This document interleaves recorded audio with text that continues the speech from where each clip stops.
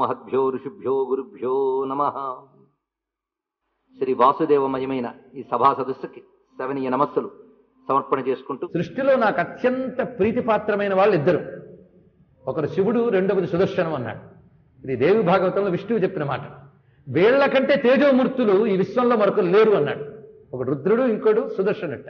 ఈ సుదర్శనుడికి రుద్రతత్వానికి రెండింటికి సంబంధం ఉన్నది. సుదర్శనుడు కూడా 3 కాళ్ళవాడు, అగ్నితత్వం. వీటన్నిటికీ ఉపాసనాపరమైన ఒక సమన్వయం ఉన్నది. అందుకు సుదర్శన రక్ష ఉన్నదే. సుదర్శన స్మరణ మనకున్న అజ్ఞానాన్ని, మోహాంధకారాన్ని పటాపంచలు చేసి విష్ణు మార్గంలో ప్రయాణింపజేస్తుందట.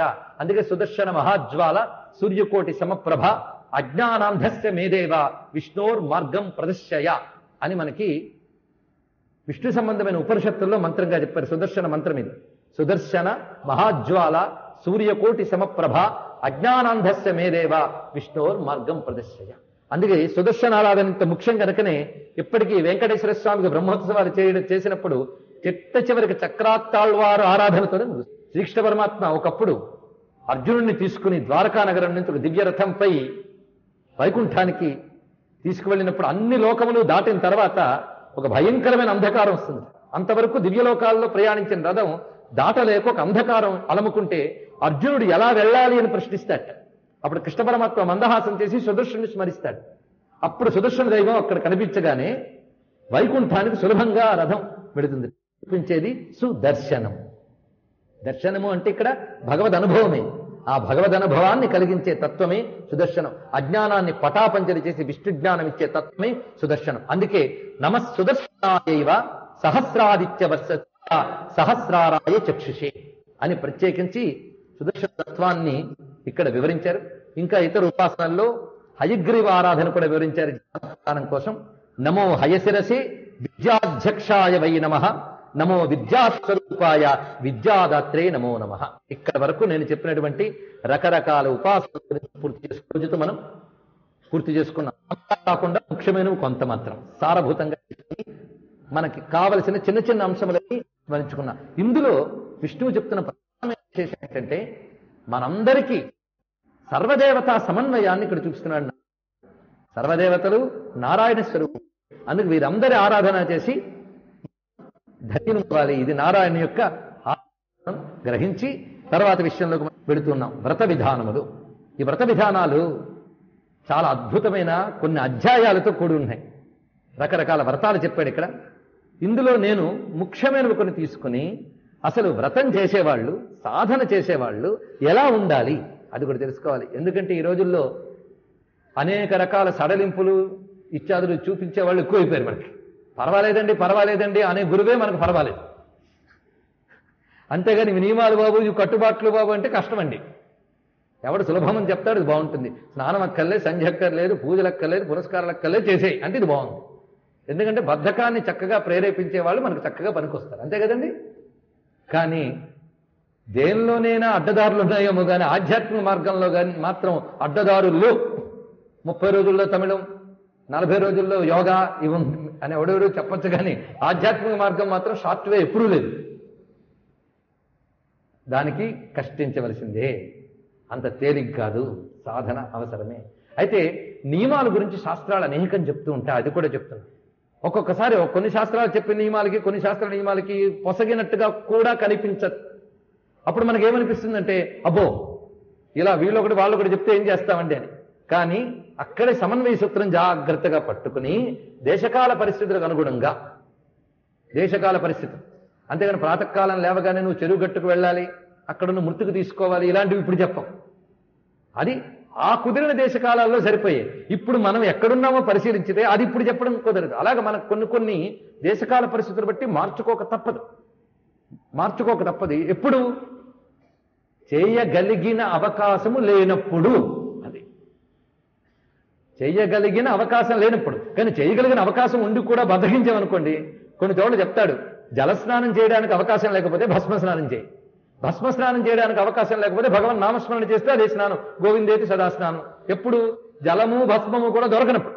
అంతేగాని గోవిందనామే స్నానం అండి, అందుకే నేను ఎప్పుడు స్నానం చేయను, ఎప్పుడు వారానికి ఒకసారి రోజు గోవింద అంటే అండు కుదరదు. అర్థమైంది కదా. కానీ ఏది ఎందుకు చెప్పారు, ఏది ఆపద్ధర్మం, ఏది అసలు ధర్మం, ఇవన్నీ తెలుసుకోవాలి. అన్నిట్లో గాడిని కట్టికూడదు.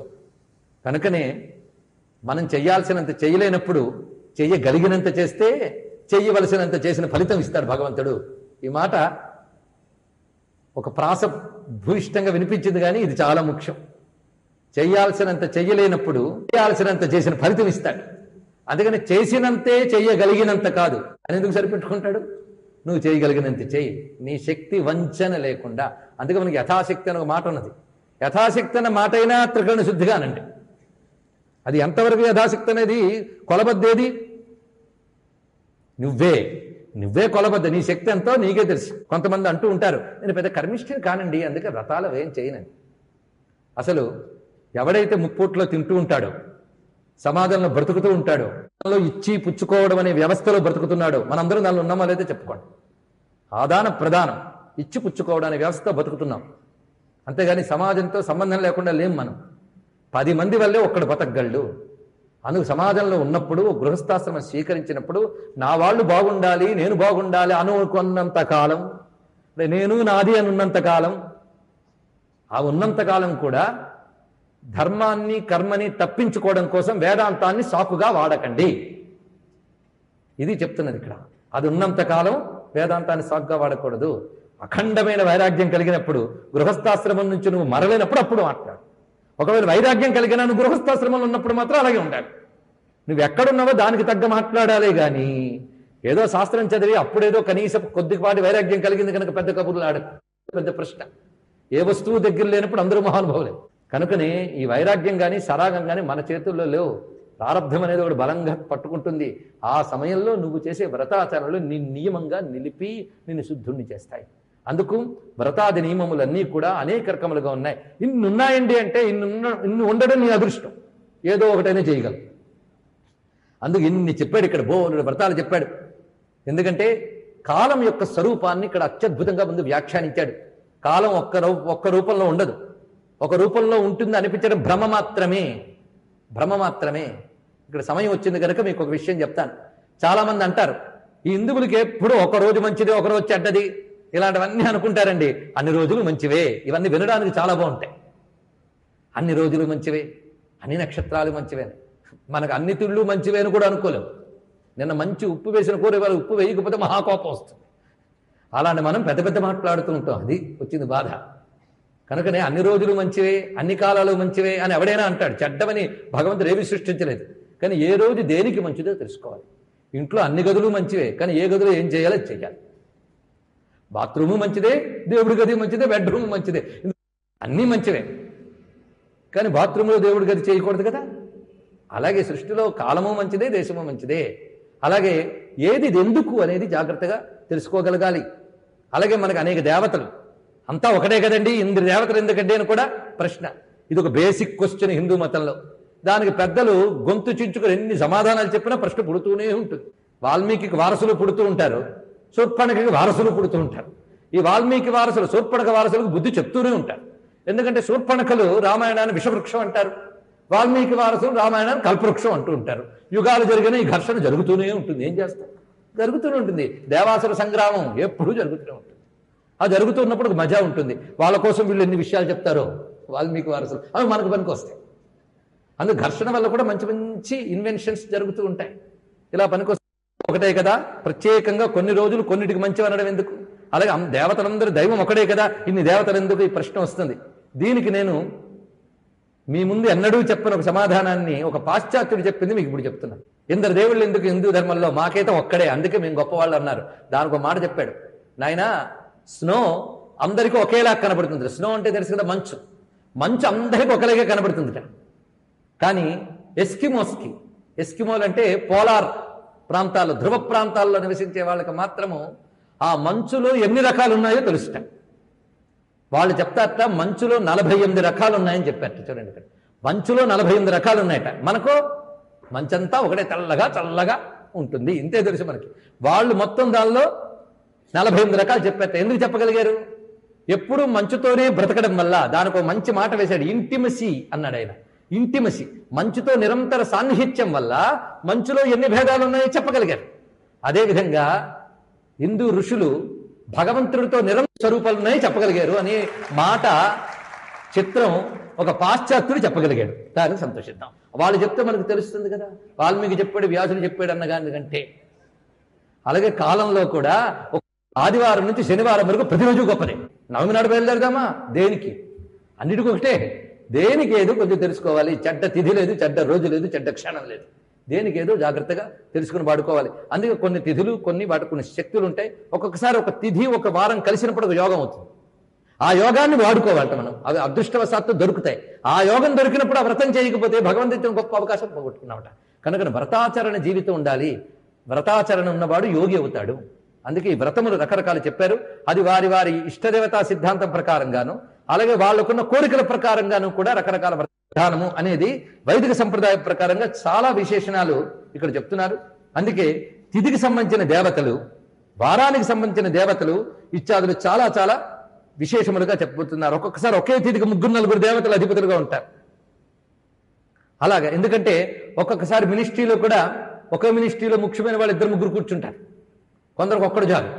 అదేవిధంగా ఇక్కడ కూడా కొన్ని తిథులకి, కొన్ని నక్షత్రాలకి ఒక్కొక్క ప్రధాన దేవతలు 2-3 కూడా ఉంటారు. దాన్ని బట్టి ఆ తిథి దేవతల్ని తెలుసుకుండాలి. అందుకు ఏ తిథిని ఎలా వాడుకోవాలి, మన వాళ్ళు ప్రతి కాలంలో ఉన్న ప్రతి శక్తిని జాగ్రత్త తెలుసుకున్నారు. ఆ ఒక్కొక్క దేవతను ఉద్దేశించి చెప్తూ ఉంటాయి. ఆ తిథికి, ఆ దేవతకి, ఆ నక్షత్రానికి సంబంధం ఉంటుంది.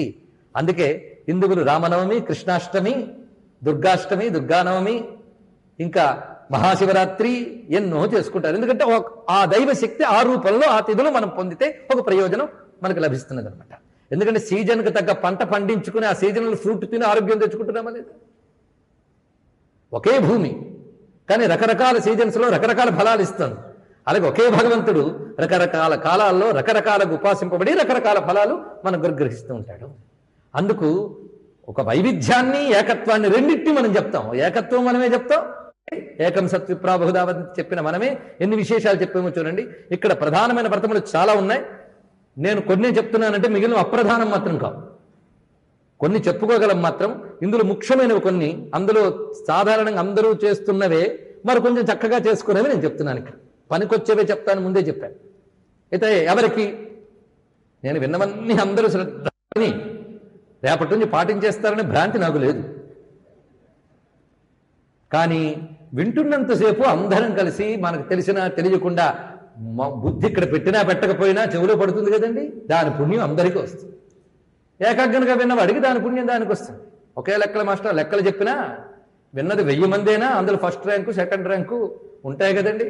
అలాగే వాళ్ళ శ్రద్ధాభక్తులకు ఉన్న వాళ్ళు ఉంటారు. ఎవరికి తగ్గట్టు వాళ్ళు గ్రహిస్తారు. అలా ఇక్కడ అనేక వ్రతములు చెప్పారు. ఇందులో ప్రధాన భీష్మ పంచక వ్రతము ఒక అద్భుతమైన వ్రతాన్ని చెప్తున్నాడు. ఇందులో ప్రధానంగా నారాయణ ఆరాధన చెప్తున్నారు. వ్రతం చేసేటప్పుడు ఆహార నియమం చాలా ప్రధానం. ఇది ముఖ్యం. ఆహార నియమం ప్రధానం. కొందరు జీవితాంతం వ్రతపరాయణులు, అది గొప్ప విశేషం. ఎందుకంటే అందరికీ అన్ని కుదరదు. కుదిరిన వాళ్ళు కుదుర్చుకోవచ్చు. అందరికీ ఎల్లవేళలో కుదరదు కనుక అప్పుడప్పుడు కుదుర్చుకోవచ్చు. అన్ని సదుపాయాలు మనకు పెట్టారు. అది దానికున్న ప్రత్యేకత. అందుకు మనం ఉపవాసం అనే దాని గురించి కూడా మనకి ఇక్కడ విష్ణువు చెప్తున్న మాట జాగ్రత్తగా వినవలసినది. ఉపవాసం అంటే ఆహార నియమం ప్రధానంగా. ఆహార నియమం కూడా రకరకాల స్థాయి భేదాలు ఉన్నాయి. శరీరం ఒక వయస్సులో సహకరించినట్టు తర్వాత వయస్సులో సహకరించదు. కానీ మొండిపట్టుగా అదే చేస్తూ ఉంటే మనం ఎదగలేం. ఎందుకంటే కర్మ కూడా ఒక దాని నుంచి మళ్ళీ రజోగుణ వికారాలు, తమోగుణ వికారాలు పుడుతూ ఉంటాయి. కొంతమంది ఈ కర్మాచరణే మొండిగా చేస్తూ దానివల్ల మళ్ళీ క్రోధాలు పెంచుకుంటూ వాటి వల్ల మానసిక వికారాలు తెచ్చుకుంటారు. అందుకే దేనికైనా కొన్ని పరిమితులు తెలుసుకారంగా వెళుతూ జాగ్రత్తగా ఉండండి. ఏదైనా ఎక్కువైపోతే ప్రమాదం. ఎక్కువ అంటే శాస్త్రం చెప్పిన ఎక్కువ కాదు, వీడు కల్పించుకున్న అత్యాయి. కొన్ని ఆచారాలు అత్యాచారాలు అయిపోతూ ఉంటాయి. అతి ఆచారాలు, అతి అంటే మళ్ళీ ఓవర్ అనొద్దు. కొంతమంది ఈ రోజుల్లో అంటు తిన్నాక చెయ్యి కడుక్కున్నా అతి అంటారు. అంటే అసలు లేని వాడికి అసలు కూడా అతి, అది వేరే విషయం. ఇక్కడ అత్యాచారం అనే మాట జాగ్రత్తగా తెలియాలి. అతి ఆచారం అత్యాచారం అని ఓవర్ అనలేదు.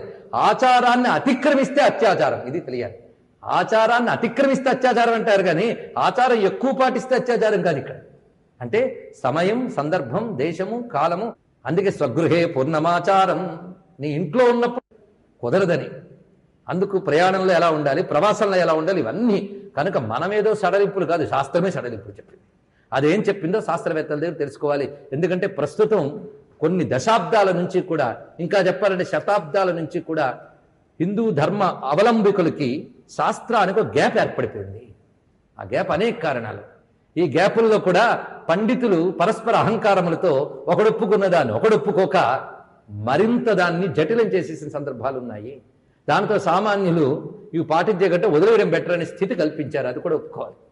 అందుకు వ్యక్తిగతమైన అహంకారాలు విడిచిపెట్టి శాస్త్రపరమైన మర్యాదలను జాగ్రత్తగా తెలుసుకుంటూ వెళ్ళవలసిన అవసరం ఉన్నది. దాన్ని మనం పరిశీలించినట్లయితే ముందు ఇప్పుడు నేను చెప్తున్న భీష్మపంచక వ్రతంలో ఏ వ్రతానికైనా ఉండే కొన్ని ముఖ్య నియమాల్లో ఆహార నియమం ఎలా ఉండాలో చెప్తున్నాడు.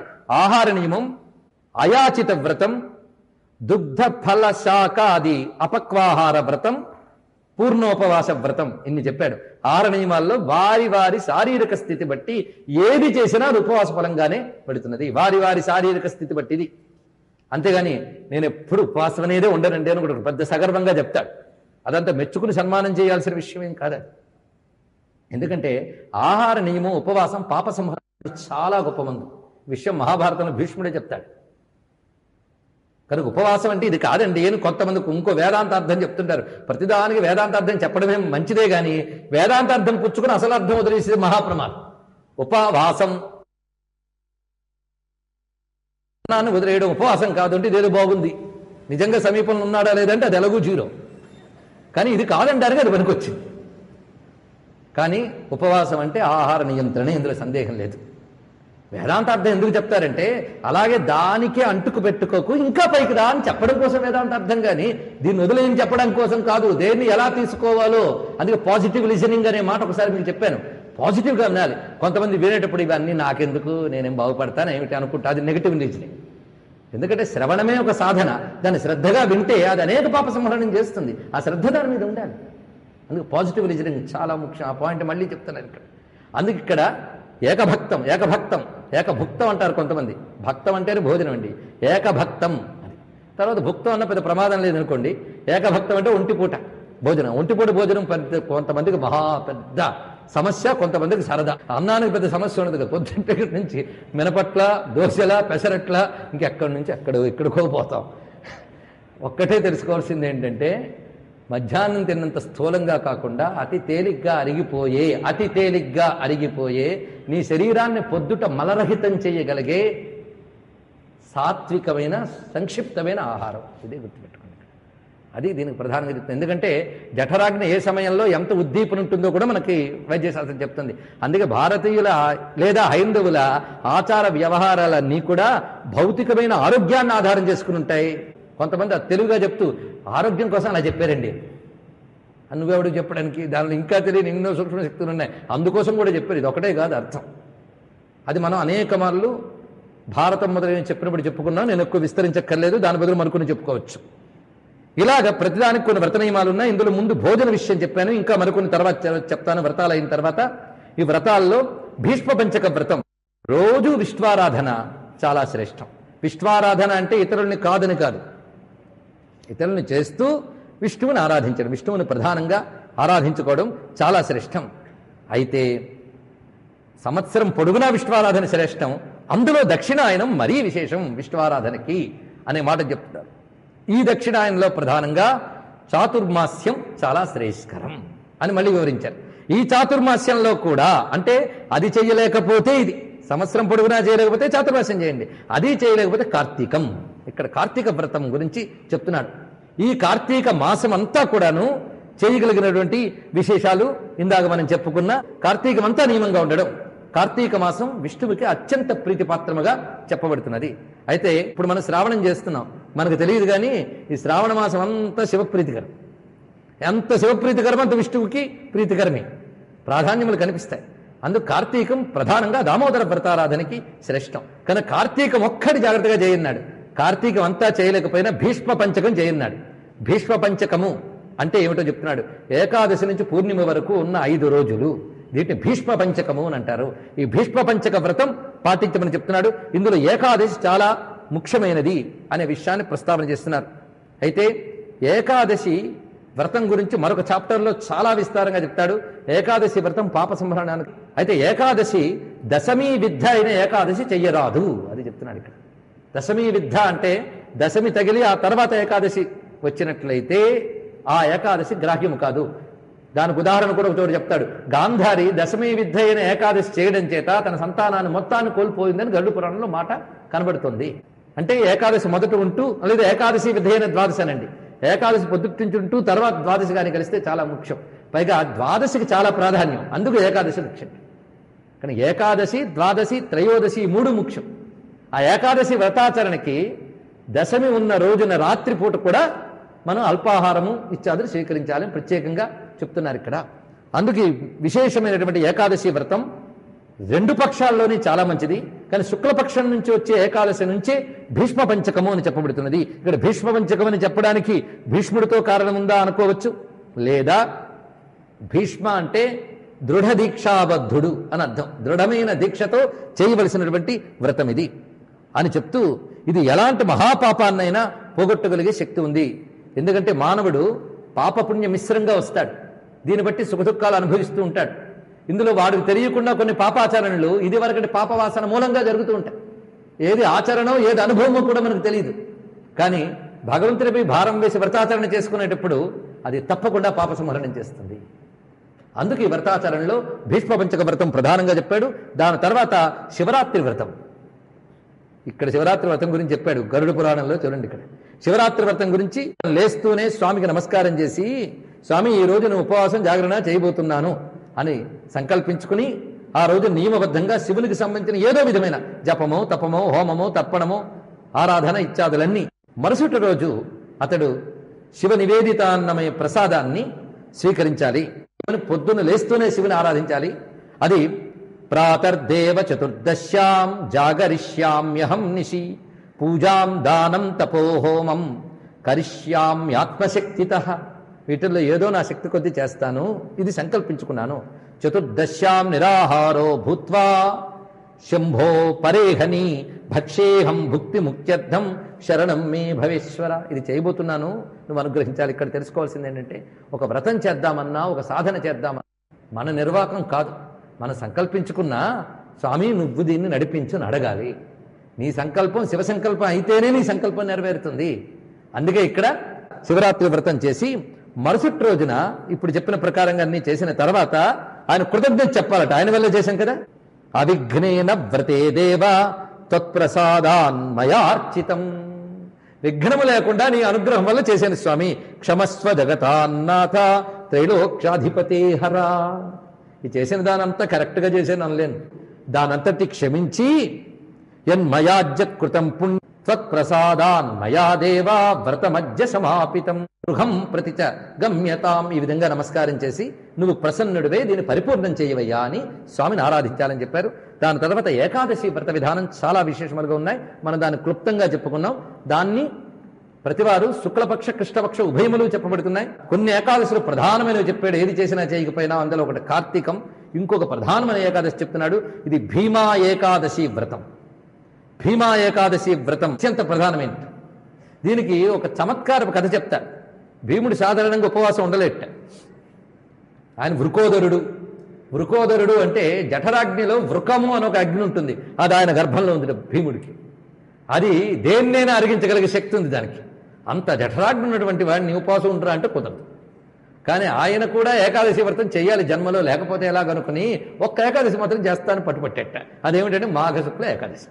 అందుకే ఇది భీమా ఏకాదశి అన్నారని పెద్దలు పరంపరగా చెప్తారు. దీన్ని బట్టి భీముడు బాగా తిండిపోతే ఇలాంటి కన్క్లూషన్స్కి రావద్దు దయచేసి. మనం నెగిటివ్ కన్క్లూషన్స్ తొందరగా వస్తాం. దీన్ని బట్టి తప్పనిసరిగా చేయవలసిన ఏకాదశి అనేది ఇందులో చెప్తున్నారనేది మనం గ్రహించవలసిన అంశము. అది ఇక్కడ వివరిస్తున్నారు. అందుకే అయితే ఈ ఏకాదశి హస్తా నక్షత్రంతో కలిస్తే, సాధారణంగా మాఘమాసంలో ఏర్పడే నక్షత్ర స్థితి బట్టి హస్తా నక్షత్రం కలిసే అవకాశం కలిస్తే అది పెద్ద యోగంట. కనుక దీనిని సాధన చేసినటువంటి వాడు అద్భుతమైన నారాయణ కృప పొందుతాడు. అయితే ఆరాధించడం శ్రేష్టమని ప్రత్యేకంగా చెప్తున్నారు. యజ్ఞవరాహ ఆరాధన. సాధారణంగా మనకి ప్రాచీనమైన ఎన్నో ఉపాసనా సంప్రదాయాలు పోయే, మిగిలినవి చాలా కొద్ది. అసలు శాస్త్రాల్లో చెప్పిన కొత్త కొత్త ఉపవాసాలు, కొత్త కొత్త ఉపాసనలు, కొత్త కొత్త రోజులు తయారయ్యాయి. వీటి గురించి పెద్ద చర్చ చేయక్కర్లేదు. ఎందుకంటే అక్కడ ఎవరి నమ్మకం వాళ్ళది. నమ్మకం గురించి చర్చలక్కర్లేదు. నేను చెప్తున్నది నమ్మకం కాదు, శాస్త్రం. నమ్మకానికి శాస్త్రం ఉండదు, కానీ శాస్త్రాన్ని నమ్మడం మంచిది. అర్థం చేసుకున్నారా? నమ్మకానికి శాస్త్రం ఉండదు, కానీ శాస్త్రాన్ని నమ్మడం మంచిది. కనుక దాన్ని ఏం అనడానికి లేదు. ఇందాక చెప్పా, అంధవిశ్వాసము శాస్త్ర విశ్వాసం 2 రకాలు ఉంటాయి. అసలు విశ్వాసం అంటేనే మనకు తెలియకపోయినా చేయవలసినదే, అంతే కదా. విశ్వాసం అంటేనది. శాస్త్రసమ్మతమైన విశ్వాసానికి శ్రద్ధ అని పేరు, శాస్త్ర సమ్మతం కాని విశ్వాసానికి అంధవిశ్వాసం అని పేరు. మనకి రోజుల్లో, నక్షత్రాల్లో, తిథుల్లో కొత్త కొత్త దేవతలు అందరూ ప్రవేశించిపోయారు. అవి ఎలాగూ చెప్పం, ఎందుకంటే ఇక్కడ ఉన్నవే చెప్తాం కానీ లేనివి ఎలాగో చెప్పం. అది తప్పని అంతకంటే చెప్పం, ఎందుకంటే గతానుగతికో లోక, ఎవరి నమ్మకం వారిది. మనం ఇక్కడ చెప్తున్నది శాస్త్ర సమ్మతం. ఇందులో గ్రహించవలసినటువంటి ముఖ్య అంశముల్లో వరాహ ఆరాధన చాలా విశేషం. ఒక్కొక్క దానికి ఒక్కొక్కటి. కొన్ని స్థితుల్లో మన చేతుల్లో ఏముండో అప్పుడు ఆ భగవంతుడు ఆ రూపంతో పట్టుకుంటే ఆయన అది బాగు చేస్తాడు. ఒకేసారి 10గా కాదు, ఆ రూపాన్ని అప్పుడు పట్టుకోవాలి గట్టిగా. ఎక్కడ పెడితే అక్కడ విఘ్నాలు బాధిస్తున్నప్పుడు మీరు గణపతిని, అలాగే మృత్యుదశకు సంబంధించిన భయాదులు ఉత్పన్నమైనప్పుడు ఇందాక చెప్పిన అమృతేశ్వరుణ్ణి, మాసంలో దానికి మాత్రం వరాహస్వామి ఆరాధన భూసమేతంగా చెయ్యమని చెప్తున్నారు. ఇది తామ్రపాత్ర తీసుకుని ఆ తామ్రపాత్రలో ఆ పైన బంగారపు ఒకటంటే తామ్రపాత్రలో బంగారపు వరాహ రూపాన్ని పెట్టి ఆరాధన చేయమని చెప్పారు ఇక్కడ. ఇందులో వరాహానికి సంబంధించిన నామములు కూడా కొన్ని చెప్పారు. వరాహాయ నమః, క్రోడాకృతయే నమః, గంభీర ఘోషాయ నమః, శ్రీవత్సధారిణీ నమః, సహస్ర శిరసే నమః, సర్వేశ్వరాయ నమః, సర్వాత్మనే నమః, ప్రభవాయ నమః, శతమయూఖాయ నమః. ఇలాగా యజ్ఞవరాహస్వామికి సంబంధించిన విశేషములు ఉన్నాయి. ఇది ప్రత్యేకంగా ఎందుకు చెప్తున్నారంటే మాఘ అర్థమైంది కదా. మఖము అంటేనే యజ్ఞం. అందుకే మాఘమాసంలో మీరు చేసేవన్నీ కూడా పరిపూర్ణమైన యజ్ఞ ఫలాలను ఇస్తాయి. అందుకే యజ్ఞవరాహస్వామి రూపంగా అప్పుడు పెట్టడంలో మనకు విశేషం.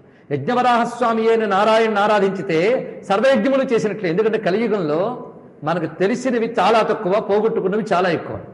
అనేక వైదిక యజ్ఞాలు ఇప్పుడు లుప్తమైపోయాయి. మిగిలిన కొద్దిపాటి యజ్ఞాలు చేద్దామన్నా వాటికి దేశకాల పరిస్థితులు అనుకూలించట్లేదు. మనం ఎంతో వేదన పడవలసిన కాలంలో ఉన్నాం. అందుకే కలవు స్మరణాన్ముక్తి తలంచుకుని బాగుపడండర్రా అని చెప్తున్నారు. అలాంటి పరిస్థితుల్లో ఉన్నాం మనం. అలాంటి స్థితుల్లో యజ్ఞవరాహస్వామిని కానీ స్మరిస్తే ఆయన యజ్ఞమయ స్వరూపుడు కదా, యజ్ఞ సూకరమైన యజ్ఞములన్నీ చేసిన ఫలితం వస్తుంది. అందుకనే మన పనుల్లో లోపాలు లేకుండా చేస్తుంది, సర్వయజ్ఞములు చేసిన ఫలితం ఇస్తుంది. కనుక మాఘశుద్ధ ఏకాదశి నాడు నారాయణారాధన చేసినా యజ్ఞవరాహస్వామికి ప్రత్యేకంగా స్మరించుకుని భాగవతంలోనో విష్ణు పురాణంలోనో ఏదో గరుడు పురాణంలోనో ఉన్న యజ్ఞవరాహ అవతార ఘట్టాన్ని పారాయణ చేసినా చాలా విశేషం. అంతేకాదు విష్ణు శాస్త్రం అంతా కూడా చిట్ట చివరికి యజ్ఞవరాహస్వామి తత్వంతోనే పూర్తవుతుంది. యజ్ఞభుక్ యజ్ఞ సాధన యజ్ఞాంతకు యజ్ఞగుహ్యం మన్నాదయ్యవచ. ఆ నామాలకు అర్థం రాస్తూ వరాహపరంగానే అర్థం చెప్పారు ఆయన అంతా. అదేవిధంగా ఇతర తిథులు చెప్తూ షష్ఠి సప్తమి ఈ రెండు కూడా సూర్య సంబంధమైన తిథులు అన్నారు. అందుకే భానుషష్ఠి భానుసప్తమి అని రెండు మాట్లాడుతుంటారు. ఆదివారం కానీ షష్ఠి వచ్చినా సప్తం వచ్చినా అది గొప్ప యోగంట. ఎందుకంటే సూర్యుడు ప్రత్యక్ష దైవం. అంతేకాదు షష్ఠి సుబ్రహ్మణ్యునికి సూర్యునికి ఇద్దరికీ ప్రత్యేకమని దూర్వాష్టమి అష్టమి తిథి ప్రత్యేకత చాలా విశేషం చెప్పారు. జీవితాంతం అష్టమి వ్రతం చేయొచ్చట. ఎలాగైతే ఏకాదశి వ్రతం ఉందో అలాగే ప్రదోష వ్రతం, చతుర్దశి వ్రతం మీరు ఏదో ఒకటి నిర్ణయించుకోవచ్చు. జీవితాంతం ఏకాదశి వ్రతం చేస్తాను, ఏదో ఒక ఏడాదిలో అష్టమి వ్రతం చేయొచ్చు, ఒక ఏడాదైనా చేయొచ్చు. ఎందుకంటే మనకు సదుపాయాలు ఉన్నాయి. ఒకటే అంతప్పుడు కాకుండా అప్పుడప్పుడు చేయొచ్చు. దూర్వాష్టమి భాద్రపద శుక్ల పక్షంలో వచ్చే అష్టమి నాడు వస్తుంది. ఇంకా రాలేదు కనుక మీకు చెప్తున్న పనికి వస్తుంది. ఇది రాధాదేవి జన్మించిన దినంగా కూడా చెప్తారు, రాధాష్టమిగా కూడా. అయితే ఈ రోజున దూర్వా రూపంలో దూర్వానికి సంబంధించిన సూక్తములు వేదంలో ఉన్నాయి. దూర్వా దుస్వప్ననాశిని కాండాత్ ప్రరోహం తే పరుషప్పరి. దూర్వాలకున్న శక్తి అంతా ఇంత కాదు. ఈ దూర్వాలు మామూలుగా చూస్తుంటే ఎలా పెడితే అలా పెరుగుతాయని మనం చిన్న చూపు చూస్తాం. కానీ అది కానీ మనం తీసుకుని యజ్ఞస్వరూపాన్ని ఆరాధన చేస్తే చాలా శ్రేష్టమన్నారు. అందుకే ఈ దూర్వాష్టమి ఆ రోజు దూర్వాదనంలో అమ్మవారిని ఆరాధించమన్నారు. అంతేకాదు ఈ దూర్వాలకు అంత శక్తి అంటే దీనితో గణపతిని ఆరాధించితే అందుకే ప్రత్యేకంగా గణపతి యజ్ఞము యొక్క సాకార స్వరూపం, యజ్ఞము యొక్క స్వరూపం గనక ఇక్కడ దూర్వాష్టమికి అంత ప్రాధాన్యం ఇచ్చారు. తర్వాత చెప్తున్నది ప్రధానమైనది, ఈ దూర్వాష్టమి కంటే ముందు వచ్చే అష్టమి ఏమిటది? శ్రావణ బహుళాష్టమి. ఆ వ్రతం గురించి ఇప్పుడు చెప్తున్నాడు. కృష్ణాష్టమి అది. శ్రీకృష్ణ జన్మాష్టమి గురించి రకరకాల సంప్రదాయాలు ఉన్నాయి. ఇప్పుడు నేను చెప్పిందే సంప్రదాయం అని నేను అన్ను. ఒక్కొక్క సంప్రదాయంలో ఒక్కొక్క రకంగా కనబడుతూ ఉంటాయి. ఇందులో ఏది గొప్పది? ఎవరు ఏ సంప్రదాయాన్ని అనుసరిస్తే వారికి అది గొప్పది. ఇందులో ఎక్కువ తక్కువ ఏమీ లేవు. అది కూడా మళ్ళీ చెప్తున్నా. కృష్ణాష్టమి రాత్రి వ్రతము, రాత్రి వ్రతంగా చెప్పారు ఇక్కడ. ఎందుకంటే స్వామి అర్ధరాత్రి ఈ రోజున ఉద్భవించాడు. స్వామి ఉద్భవించాడు ఎంతో, వాళ్ళ సోదరు కూడా ఇవాళ ఉద్భవించింది, అది కూడా తెలుసుకోండి. అందుకే కృష్ణుడు పుట్టకముందే శ్రావణ బహుళాష్టమి ఒక పెద్ద మహావ్రతంగా ఉండేది. అది ఒక పెద్ద రహస్యం. శాస్త్రాల్లో దీనికి మోహరాత్రి అని పేరు. వాళ్ళ రాత్రికి ఒక్కొక్క రాత్రి ఒక్కొక్క పేరు చెప్పారు. దీని గురించి మనకు సప్తశతిలో కనిపిస్తుంది. కాళరాత్రిర్మహారాత్రిర్మోహరాత్రిశ్చ దారుణ అనే మాట చెప్పారు. కాళరాత్రి అంటే దీపావళి అమావాస్య ముందు రోజు వచ్చే చతుర్దశి. మహారాత్రి అంటే దీపావళి అమావాస్య. మోహరాత్రి అంటే కృష్ణపక్ష బహుళాష్టమి. ఇక దారుణారాత్రి అంటే అక్షయ తృతీయ నాడు రాత్రి, వైశాఖ శుద్ధ తదియ. ఒక్కొక్క రాత్రికి ఒక ప్రత్యేకత. ఈ రాత్రిని వినియోగించుకోగలగాలి. ఆ రాత్రి అమ్మవారిని ఆరాధించేది చాలా విశేషం. అప్పుడున్న శక్తి ఎవరంటే అశేష జన మోహిని అరుణవాల్య భూషాంబర మమత్వ గర్తేతి మమాంధకారే విభ్రామయచ్చేతదతీవ విశ్వం. మమ అనే ఒక మోహబంధాన్ని పెట్టి ప్రపంచమనే గోతిలో తిప్పే ఒక శక్తి ఉంది. అందుకు మోహం మన దోషం అనడానికి లేదు. తిప్పి ఆవిడని ఒక్కసారి తెలుసుకోండి. తిప్పి ఆవిడ చేపి వైపు ఒక్కసారి చేసి నమస్కారం చేసామా ఒక ధైర్యం, ఒక ధీమా వస్తుంది. ఆవిడ ఎంతవరకు తిరగాలో అంతవరకు తిప్పుతుంది. ఎప్పుడు తీసేయాలో అప్పుడు తీస్తుంది. అదే కదా సప్తశతి సారం. మోహనాసనమే దాని యొక్క సారం. ఆ మహామోహిని ఆయన యోగమాయ ఉద్భవించింది ఆ రాత్రే.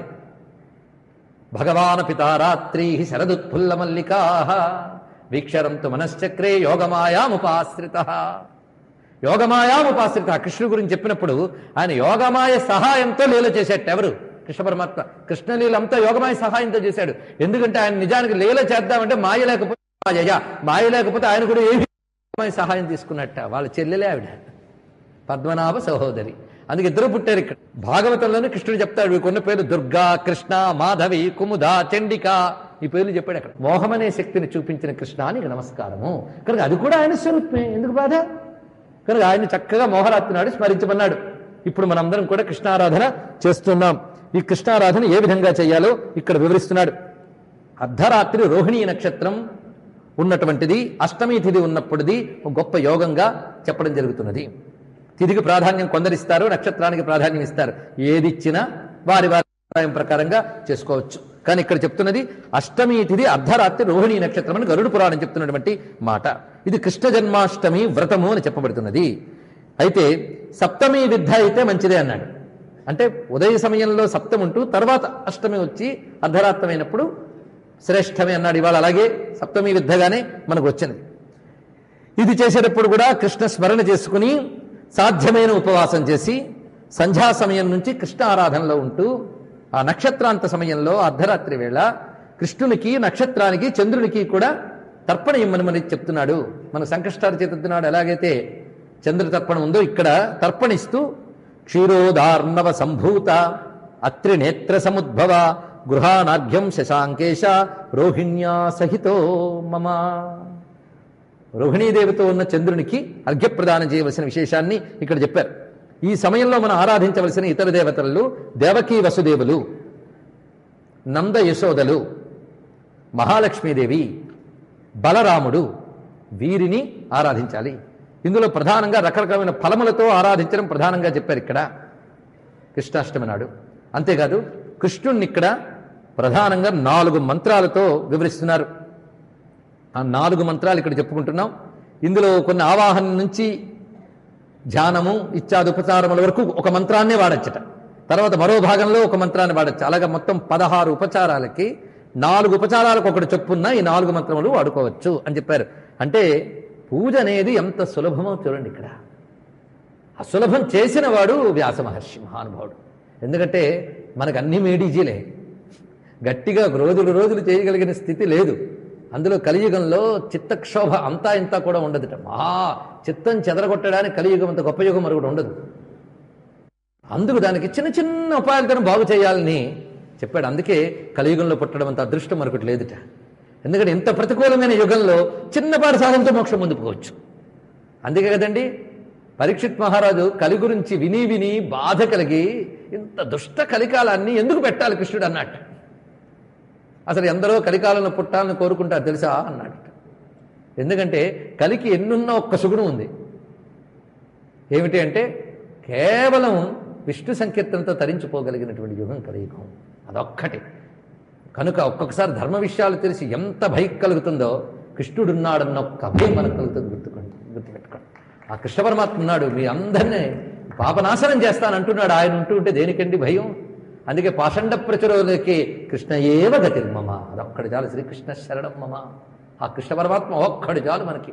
మన కోసం ఆ యుగమంతా, యుగాంతంలో పుట్టి ఆ యుగమంతా తానే అన్నంత పనిచేసి, నిజంగా ఎవరి కోసం అవతరించావు? ద్వాపర యుగం కోసం అంటే కాదు, నేను ద్వాపర యుగాంత సంధి కలియుగారంభ వేళ అవతరించాను, కలియుగం కోసమే అవతరించాను అన్నట్ట.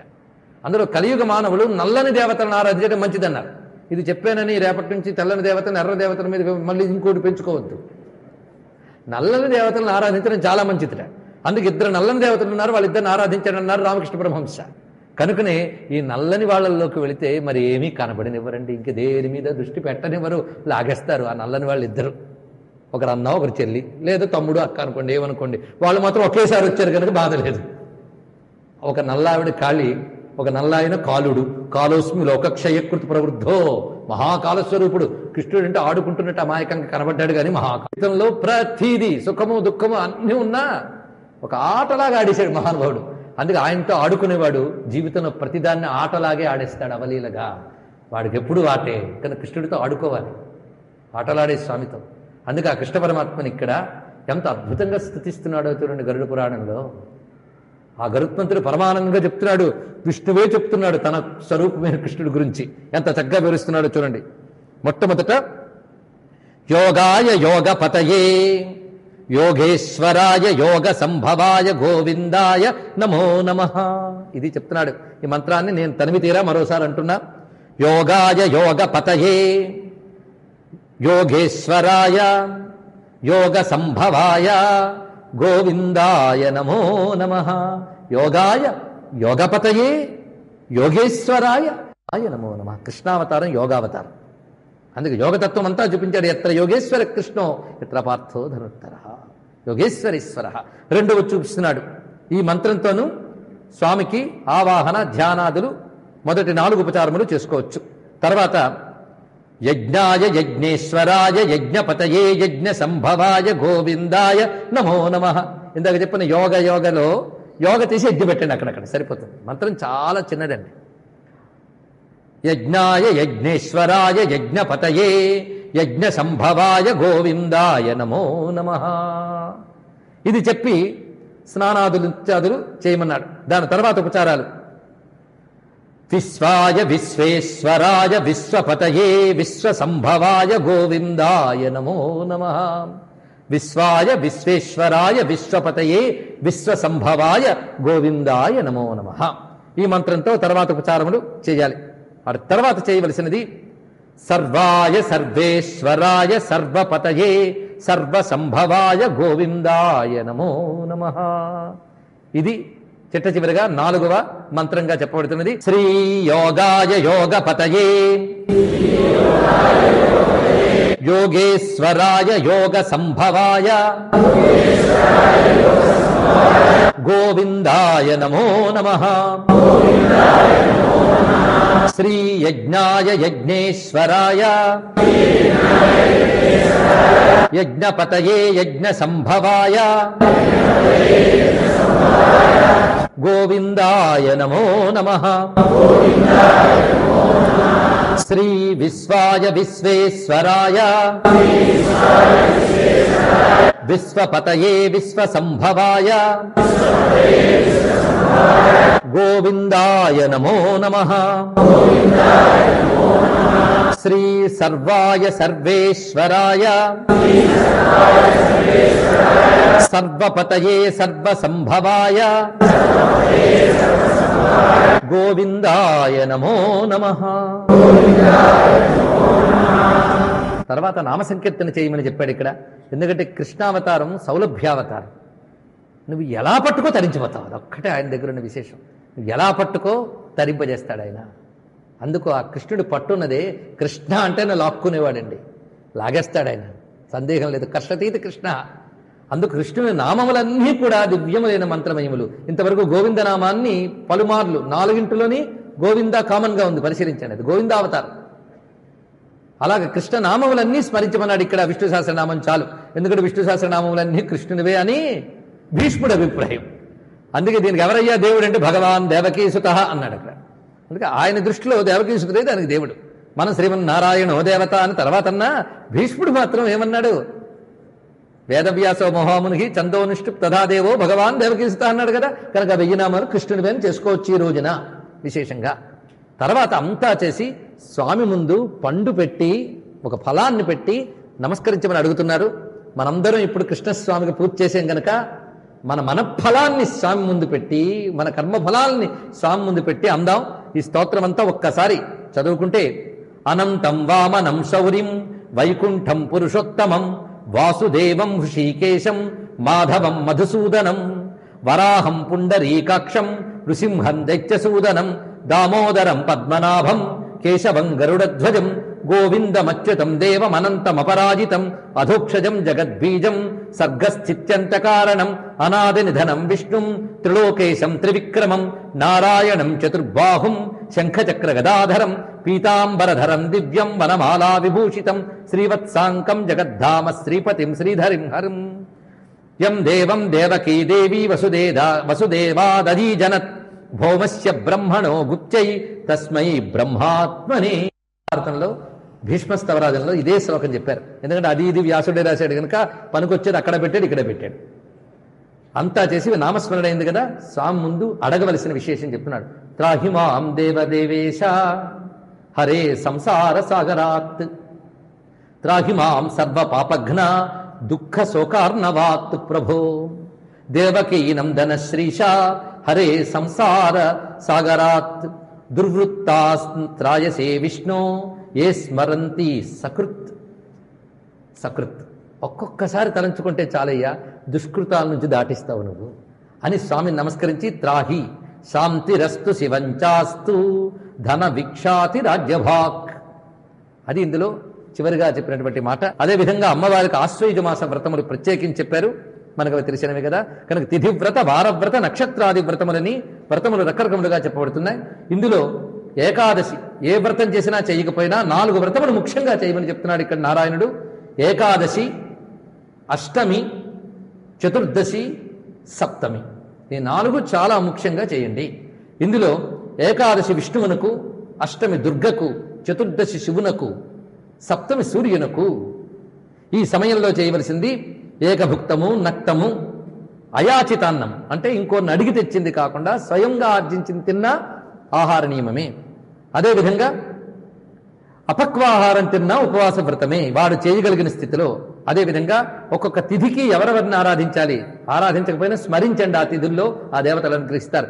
ప్రతిపదా తిథి, ప్రతిపద అంటే పాడ్యమి. పాడ్యమి నాడు అగ్నిదేవుడు, వేద ప్రకారంగా పాడ్యమికి అగ్ని అధిపతి. అందుకే పాడ్యమి నాడు అగ్నిని, కుబేరుని, నాసత్య, దస్రా అనే దేవతల్ని, నాసత్యుడు, దస్రుడు అంటే అశ్విని దేవతలు, వాళ్ళిద్దరి పేర్లు అవి అశ్విని దేవతలు. కనుక పాడ్యమి నాడు వీళ్ళని స్మరించుకోవాలి, అగ్నిని, కుబేరుని, అశ్విని దేవతలు. ఇది కానీ ఆ రోజు స్మరిస్తే ఆరోగ్యం, ఐశ్వర్యం 2 వస్తాయి. అగ్ని 2 ఇస్తాడు. అగ్ని నారయమశ్నవత్తిన వేదవాక్యం. అందుకే అగ్ని, కుబేరుడు, అశ్విని దేవతలు 3 పెట్టడంలో అంతరార్థం చూడండి. అదేవిధంగా ద్వితీయ తిథి లక్ష్మీదేవికి, యమునికి అంటే యముని స్మరించాలి. యముని స్మరించాలండి అంటాం మనం. యముడంటే కొందరు భయం, మృత్యు అంటే భయం. ఎవరైతే నిత్యం యమస్మరణ చేస్తారో వారికి నరక బాధలు ఉండవు. ఇది గుర్తుపెట్టుకోండి. యమస్మరణ చేసినప్పుడు యముణ్ణి ఎలా ఆరాధించాలో ప్రత్యేకించి చెప్పారు. వైశాఖ మాసంలో ప్రత్యేకించి యముణ్ణి ఉద్దేశించి దానాలు చెప్పారు. మనకున్నవన్నీ అపోహలు, భ్రమలు, భ్రాంతులు గుర్తుపెట్టుకోండి. యమారాధన చాలా విశేషం. యమస్మరణ చాలు మనం తరింపజేస్తుంది. యముణ్ణి పట్టుకుని పోయిన పతి ప్రాణాలు తిరిగి తెచ్చుకుంది సార్ అమ్మ సావిత్రిదేవి. గుర్తుపెట్టుకుని యమ విశేషం. ఎందుకంటే వైదికమైన ఒక దేవతా సంస్కారములు మనకు కోల్పోయి కొన్ని పేర్లు చెప్తే భయం. మృత్యువు, యముడంటే భయం మనకి. కానీ ఎప్పుడు ఆ మృత్యువు చేతిలోనే ఉంది మన జుట్టు తెలుసా. మన పుట్టిన దగ్గర నుంచి మన పక్కన ఉన్నది ఆవిడేట. లెక్క వేసుకుంటూ అసలు టైంలో లాక్కుపోతుంది. కనుక ఆ తల్లిని నమస్కరించుకోవాలి. ఆయన అనుగ్రహిస్తే నరక బాధలు ఉండవు. ఎందుకంటే మనల్ని తరింపజేసే యముడు. ఆ యముడు ఎవరు? నారాయణ శక్తి విశేషం. సరే, యముణ్ణి విధినాడు లక్ష్మీదేవిని, యముణ్ణి చూసారా. లక్ష్మీదేవి కావాలి, యముడు అక్కర్లేదు, ఆయన కావాలి యముడు. అంతే ఇక్కడ యమారాధన వల్ల కంట్రోలింగ్ పవర్ పెరుగుతుంది. ఇది పదాలకు అర్థం తీసుకోండి. యమ అంటే యమించువాడు, కంట్రోల్ చేయవాడు. నీ అంతటి నువ్వు యమించకపోతే ఆయన్ని చెయ్యు. అంతేకాదు అష్టాంగ యోగంలో మొదటి మెట్టు ఆయనే. అష్టాంగంలో ముందుకెళ్లాలన్నా యముడే కావాలి. యముడు, ఆయనతో పాటు శ్రీ సమన్విత పార్వతి, లక్ష్మీదేవితో కూడిన పార్వతీదేవిని ఆరాధించాలన్నారు ఇక్కడ. ఇది విధినాడు. అలాగే షష్ఠి నాడు కార్తికేయుని సూర్యభగవాన్ని ఆరాధించాలి. వంశము అర్థమని తెలుసు కదా, సత్సంతానాన్ని ఇస్తుంది, సంపదని పెరుగుతుంది. అష్టమి నాడు దుర్గను ఆరాధించాలి. నవమి నాడు మాతృకా దేవతలను ఆరాధించాలి. తక్షకుణ్ణి ఆరాధించమన్నారు. నాగదేవతలను ఆరాధించవలసింది ఈ దివ్యమైన అష్టమి నాడు. దశమి నాడు అంటే నాగదేవతల అనుగ్రహం ఉంటే ఇదివరకున్న సర్పదోషాదులు కూడా తొలగుతాయి. ఇక దశమి నాడు ఇంద్రుని కుబేరుని ఆరాధించమన్నాడు. ఏకాదశి నాడు సప్తర్షుల్ని ఆరాధించమన్నాడు. ద్వాదశి నాడు హరిని ఆరాధించాలి. త్రయోదశి నాడు మన్మథుని ఆరాధించాలి. ఆ మన్మథుని ఆరాధించేటప్పుడు కోరికలు తీరుస్తాడు, కానీ అది మళ్ళీ నిన్ను పతనం చేయకుండా శివారాధన చేయాలి పక్కన. ఎందుకంటే ఆయన కంట్రోల్ చేయగలిగే వాడు ఈ మహానుభావుడే. అందుకే కామదేవ ఉపాసన, కామేశ్వర ఉపాసన. ఇక చతుర్దశలో మహేశ్వరుడైన శివుణ్ణి, పూర్ణిమ నాడు బ్రహ్మదేవుని ఆరాధించాలి. అమావాస్య నాడు పితృదేవతలను ఆరాధించాలి. పితృదేవతలుగానే ఒక్కసారి భయం వచ్చిందా లేదా? కానీ వాళ్ళు లేకపోతే నువ్వు లేవు, నీ సంతానం లేదు, వంశం లేదు. పితృదేవతల అనుగ్రహం లేకపోతే ఈ జీవితంలో వంశం బాగుండదు, పిల్లలు బాగుండరు, మన ఇవి సమృద్ధిగా ఉండవు. చాలామంది ఈ పితృదేవతల విషయంలో చాలా నిర్లక్ష్యం చేస్తారు, అదేదో తప్పుడు పన్నట్టు. శుభానికి ఈ వాడతాం కానీ అశుభానికి కూడదండి. పితృకర్మను ఎప్పుడు అశుభం అనకూడదు, గుర్తుపెట్టుకూడదు. దేవతా వ్యవస్థ రెండు భాగములుగా ఉంటుంది, పితృదేవతలు, దేవతలు. కానీ దేవతలు పితృదేవతలను పూజిస్తున్నట్టు కనిపించిందే తప్ప పితృదేవతలు దేవతలను పూజించినట్టు ఎక్కడే లేదు ఇక్కడ. ఎందుకంటే దేవతలు కూడా వారి పరంపర వృద్ధి చెందడం కోసం పితృదేవతను పూజిస్తారట. ఇది పెద్ద రహస్య విద్య. పితృదేవతల ఆరాధన వల్లనే గృహంలో క్షేమము, ఆయుర్వృద్ధి, వంశవృద్ధి జరుగుతుంది. పిల్లా పాపలు చల్లగా ఉండాలంటే పితృదేవత ఆరాధన ఉండాలి. అంతేగాని మేము ఎప్పుడో తద్దినాలు పెట్టడం మానేసామండి ఇప్పుడు తెలియదు. ఎందుకంటే ఒకప్పుడు మీ తాతలు చేసిన మంచి పనులు మీకు మీ తర్వాత తరాలకి కాపాడుతున్నాయి. ఇప్పుడు మీరు చేసే చెడ్డ పనులు తర్వాత తరాలకు కొడతాయి, గుర్తుపెట్టుకోండి. ముందు జాగ్రత్త పడాలి. ఇది శాస్త్రం చెప్పిన మాట, నేను చెప్తున్న మాట కాదు, గ్రహించండి. ఈ మధ్య ఎవరో చెప్పారు బదిలీ వచ్చారండి, అందుకు మా ఇంట్లో తద్దినాలు పెట్టడం మాని, తినడం మానేలేదు. అంతేకాదు బదిలీ వెళ్ళొచ్చాం కనుక అగ్నిహోత్రం పెట్టడం, దాని తర్వాత పిండ ప్రదానం లేదు, కేవలం కాళ్ళు గడికి అన్నం పెట్టడం. అది మాత్రం ఎందుకు? ఎలాగో భ్రష్ట అయ్యే కాడికి మొత్తం భ్రష్ట అవ్వచ్చు. ఎందుకంటే వాళ్ళకి తెరిచి ఉంటాయి నరక ద్వారాలు, గుర్తుపెట్టుకోండి, పెట్టని వాడికి. ఇది అశాస్త్రీయమైన ఒక మాట చాలా మందిలో ఉంది. ఎంత చెప్తున్నా కొంతమంది పండితులను పిచ్చుకుంటున్న వాళ్ళు కూడా పూర్తి శాస్త్రాన్ని తెలుసుకోకుండా ఇలాంటి మాట్లాడుతున్నారు. మనం ఏంటంటే బద్ధకంకి నెంబర్ 1. వదిలేయమనడానికి ఏవేవి పనికొస్తాయో కష్టపడినా చేసేస్తాం. ఎప్పుడు చెప్పారు ఈ కాన్సెప్ట్? బదరీ కేదారికి వెళ్ళాక వాడికి వైరాగ్యం కలిగితే. ఎందుకంటే మన వాళ్ళు ఏమనుకున్నారంటే క్షేత్రాలు అవన్నీ తిరగడం వల్ల చిత్తం శుద్ధమైపోయి వైరాగ్యం వచ్చేస్తుందని ఋషులు అనుకున్నారు. మనకు అంత తేలిగ్గా బాధలేదు. ఎన్ని క్షేత్రాలు చెప్పినా ఆ క్షేత్రాల మీద గౌరవం పోగొట్టుకొస్తాం, కానీ తిరిగి క్షేత్రానికి వెళ్ళాలంటే ఎన్ని సంస్కారములు ఎందరు దేవతలను గ్రహించాలి తెలుసా? బదరీ లాంటి క్షేత్రాలకు వెళితే అక్కడికి వెళ్ళాక వైరాగ్యం కలిగి ఇంకా నాకు ఈ ప్రాపంచికమైనవి అక్కర్లేదు, మళ్ళీ నా భార్య, నా పిల్లలు, నా మనవలు ఇవి నాకు అక్కర్లేదు, నేను అన్ని విడిచిపెడుతున్నాను అని చెప్పి అక్కడ మానసికంగా అన్ని సన్యసించి ఎవడైతే ఉంటాడో, సాధారణంగా కర్మల్ని సన్యసిస్తే దోషం వస్తుంది. ఇది శాస్త్రం. చేయవలసిన పితృకర్మ, దేవకర్మలు విడిచిపెట్టేస్తే దోషం వస్తుంది. కానీ బదరీ క్షేత్రానికి వెళ్ళి వైరాగ్యం జనించి నువ్వు కర్మలు త్యజించాలనుకుంటే నువ్వు అన్ని విడిచిపెట్టి అక్కడ వైరాగ్యంగా కేవలం ఆత్మజ్ఞానం అనేది నిష్ట కలిగి ఉంటే మళ్ళీ నువ్వు నా కొడుకో, నా మనవడో, నా భార్యో, నా భర్తో, నా కొడుకు అలా ఉంటే నువ్వు ఇకపై ఆబ్దికాలు పెట్టకపోయినా పర్వాలేదని చెప్పారు. ఇందులో మిగిలినవన్నీ వదిలి ఒక్కటి లాక్కొచ్చి ఇది పర్వాలేదని లాక్కొచ్చాము. అర్థమైందా? దీనివల్ల ఏం జరిగాం? మనం పడడమే కాకుండా పతంతి పితరో శేష లుప్త పిండోదక క్రియా, ఇది చెప్పాడు ఇక్కడ. వాడు పడ్డమే కాకుండా పిండోదకాలు లేక పితరులు కూడా పతనమైపోతున్నారట. పతనమైపోతూ వాళ్ళు ఏమంటారంటే ఇదంతా వేద విజ్ఞానం, గుర్తుపెట్టుకోండి. మన మీద దయతో మహానుభావుడు చెప్పాడు, కానీ మనల్ని భయపెట్టడానికి చెప్పలేదు. అమ్మో ఈయన భయపెడతాడండి, ఎందుకు వెళ్ళడం మానేయడం బెటర్. మనకు ఊళ్ళో కలరా లాంటి రోగాలు వచ్చినప్పుడు ఆ రోగాల తాలూకా ఫలితాలు ఎలా ఉంటాయో, జాగ్రత్తలు ఏమిటో మొత్తం పుస్తకాలు పంచిపెడతారు, చెప్తారు. అబ్బో వింటేనే భయం అండి. అంటే రోగం గురించి తెలుసుకోవడానికి భయం ఎందుకండి? రోగం రాకుండా జాగ్రత్త పడడం కోసం కదా రోగం గురించి చెప్పారు.